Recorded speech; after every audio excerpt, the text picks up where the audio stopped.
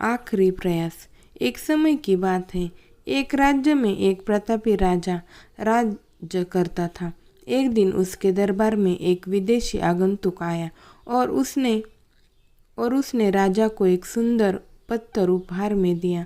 राजा वह पत्थर देख बहुत प्रसन्न हुआ। उसने उस पत्थर से भगवान विष्णु की मूर्ति का निर्माण कर उस राज्य के मंदिर में स्थापित करने का निर्णय लिया और प्रतिमा निर्माण का कार्य राज्य के महामंत्री को सौंप दिया। महामंत्री गांव के सर्वश्रेष्ठ मूर्तिकार के पास गए और उसे वह पत्थर देते हुए बोला, महाराज, मंदिर में भगवान विष्णु की प्रतिमा स्थापित करना चाहते। 7 दिवस के भीतर इस पत्थर से भगवान विष्णु की प्रतिमा तैयार कर राजमहल पहुंचा देना। इससे तुम्हें 50 स्वर्ण मुद्राएं दी जाएगी। 50 स्वर्ण मुद्राओं की बात सुनकर मूर्तिकार खुश हो गया और महामंत्री के जाने के उपरांत प्रतिमा का निर्माण प्रारंभ करने के उद्देश्य से अपने औजार निकाल लिए। अपने औजारों में से उसने एक हथौड़ा लिया और पत्थर तोड़ने के लिए उस हथौड़े से वार करने लगा, किंतु पत्थर जस का तस रहा। मूर्तिकार ने हथौड़ी के कई वार पत्थर पर किए, किंतु पत्थर नहीं टूटा।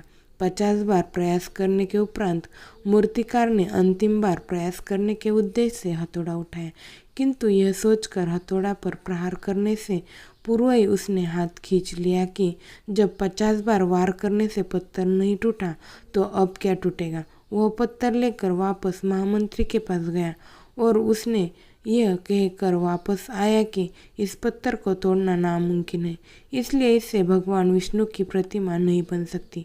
महामंत्री को राजा का आदेश हर स्थिति में पूर्ण करना था, इसलिए उसने भगवान विष्णु की प्रतिमा निर्माण करने का कार्य गांव के एक साधारण से मूर्तिकार को सौंप दिया। पत्थर लेकर मूर्तिकार ने महामंत्री के सामने ही उस हथौड़े से प्रहार किया और वह पत्थर एक बार में ही टूट गया। पत्थर टूटने के बाद मूर्तिकार प्रतिमा बनाने में जुट गया।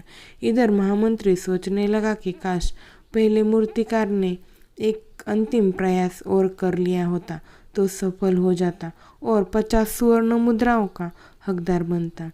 सीख। मित्रों, हम भी अपने जीवन में ऐसी परिस्थितियों से दो चार होते रहते हैं।